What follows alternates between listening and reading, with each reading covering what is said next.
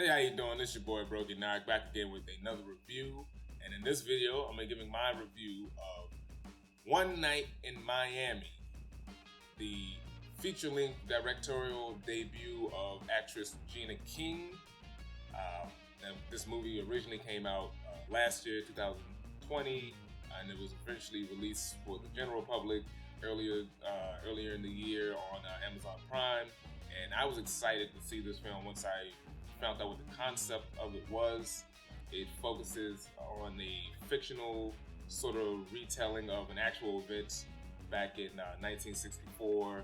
Muhammad Ali Cassius Clay at the time was having his fight for the World Heavyweight Championship against Sonny Liston. Of course, he wins, and after that, he celebrates with some of the founding fathers of Black America, that being Malcolm X, Muhammad Ali, Sam Cooke, Jim Brown. And this movie kind of gives a fictional account of what was the actual conversation, and I thought that was amazing. I didn't realize this had actually happened. I knew those guys were cool, but I didn't know this thing had kind of happened. So that's what this movie focuses on. But before I get into the film, don't forget to like this video, share it, and subscribe to the channel. We're still growing. We could use your help, so thanks for doing so. Now, this film, it's the directorial debut of Regina King, who you may know from various films. Friday, she was on 227 back in the day. Recently in Watchmen. She did the voice of Huey on the Boondocks. She's been all over the place. She's a great actress. And she's a really good director. For someone this being their first movie, she did a phenomenal job, I have to say. She did a very phenomenal job. Good flair, and it's a good budget. The costume design and this was great. And the cast was really solid too. That's the thing that really holds this movie together, because this film is similar to Ma Rainey's Black Bottom with Viola Davis and Chadwick Boseman. But this is a movie that's based on a play, and it's not a lot going on, but it's like some of the scenes are very stagey, but this film kind of works around that even more so than Ma Rainey's did. But this movie is based on a play that was written by Kemp Powers, who also did the screenplay for the film. And Kemp Powers is interesting because I just recently found out about this guy, because he was also one of the screenwriters, and he was the co-director for Pixar's Soul film, which came out last year. So this guy's on a roll right now. And he wrote this play, and he helped write this movie, and it's extraordinary. It's a very good film. I see why a lot of people are so hyped about this film. It's really good, really entertaining, very insightful, an interesting look on these historical figures, sort of these, like I said, the black founding fathers, or the founding fathers of Black America in a way. These powerful men come together discussing about their roles of how they're trying to help the Black community, especially during the Civil Rights movement. The cast, most of these actors I'm not too familiar with, except for one. But I'm going to get into this cast, which I have to say the majority of this cast was really good, except for one that was a little iffy. But I'm going to start off with Cassius Clay, who was played by Eli Goree, who at first I didn't recognize him, but he played Mad Dog on Riverdale. That was the first time I ever saw him, and he does a great job as Muhammad Ali. He's one of the better actors I've seen actually portray Muhammad Ali, even more so than what Will Smith did in his movie, in my opinion. But yeah, he did a great job, and he definitely got the size and he had the right sort of energy and sort of goofiness of Ali. He did the voice very well, because Muhammad Ali has a very distinctive voice pattern. The one thing I will commend the film on is the few scenes that we do see Ali in the ring. They were filmed very well, because I've heard that filming a boxing match can be kind of tough to do, but it came off really well in this film. And another character we have is Sam Cooke, who is played by Leslie Odom Jr., who's an actor I'm not too familiar with. Apparently he was in Hamilton, which I still haven't gotten around to watching. Very good singer. Doesn't necessarily sound like Sam Cooke, which is a hard thing to do. Sam Cooke is like one of the greatest singers of all time. But he did a really good job. And I liked the focus of this film. It's the main conflict of this film, when the four meet up, is between Malcolm X and Sam Cooke, where Malcolm X is trying to convince. In a way, he's trying to convince all of them to kind of be a little more active, but he keeps singling out Sam Cooke. He feels like Sam Cooke is not as proactive as he could be, but then Sam Cooke also comes back at Malcolm X like, actually, I'm doing X, Y, and Z.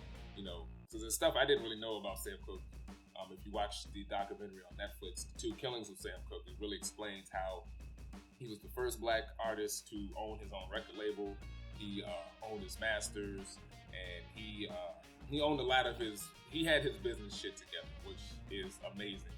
And it's a message that's not, put out as much as it should be. Although I know why, because he got killed at an early age. But it's a shame that a guy like that, who's on top of his shit in the music business, years later, there's still artists who are signing their lives away to these corporations, and it's this damn shame that they can't hold on to their masters and all of this type of stuff.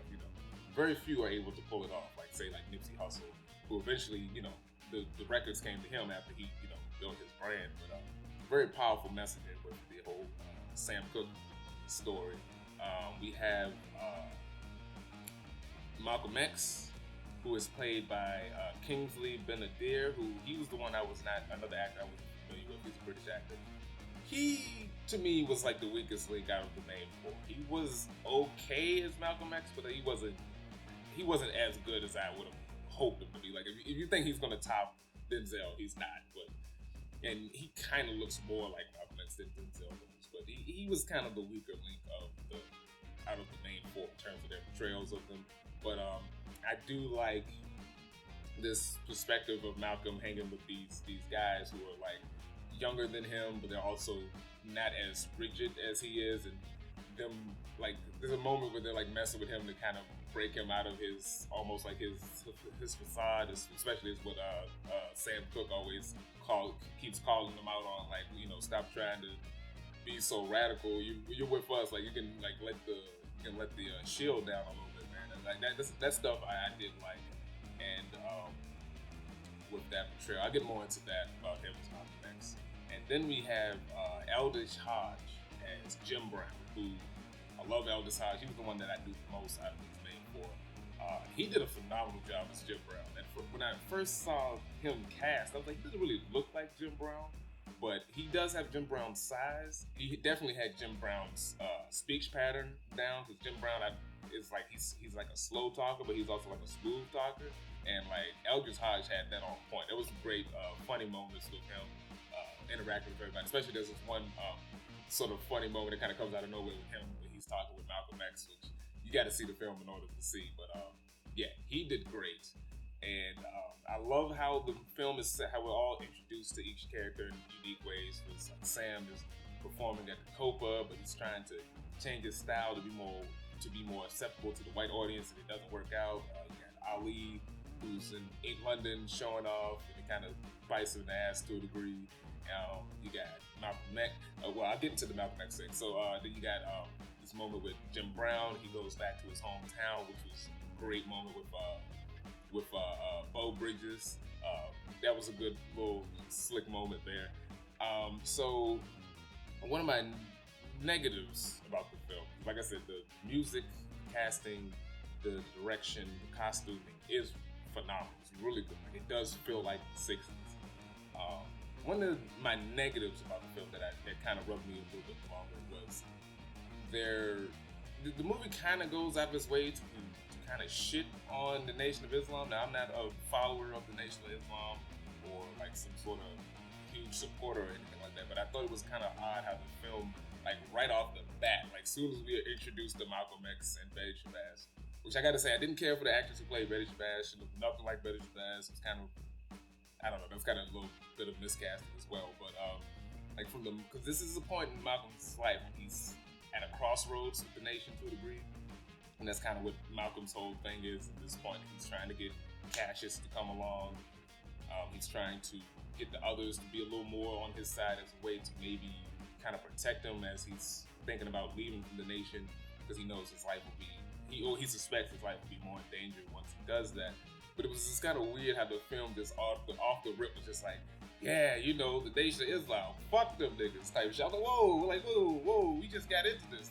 Hold on now. So it was just kind of weird how the film, to a degree, went out of his way to kind of shit on the NOI. I was like, all right, that's a little heavy-handed to a degree. That which might ruin the experience for you, might not. I don't know. Depends. Your mileage will vary.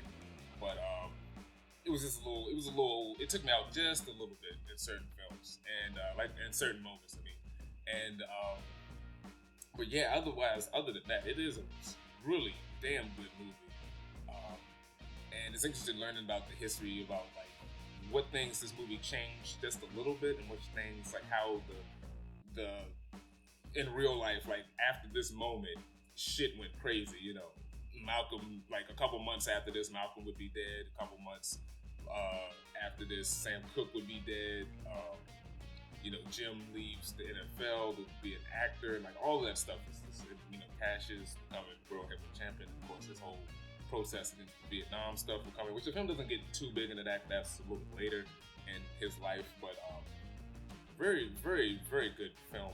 Check out The Two Killings of Sam Cooke on Netflix, and check out Who Killed Malcolm X on Netflix as well. If you like this movie, watch those docuseries to teach you a little more about the actual history of these at least the two main guys in this. But yeah, and it's interesting to think about what was actually said between these people on this night, because the only one of them that's still alive is Jim Brown. He's much older. He can't remember everything that they talked about. But this interaction between everyone I thought was really cool, and it seemed real the way these guys were acting.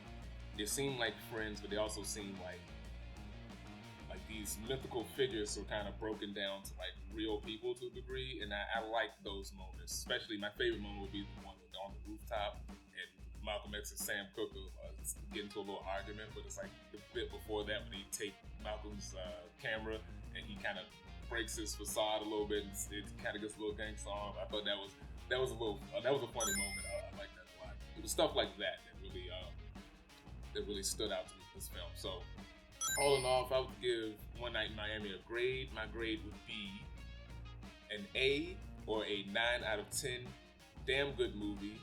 Go check it out, especially if you like black films. I think this is a very solid one, and I get the praise that this film is getting. It's really good. Check it out on Amazon Prime, and so yeah, let me know what you thought about the film in the comments. Don't forget to like this video, share it, and subscribe to the channel, and to stay tuned for more videos. Peace.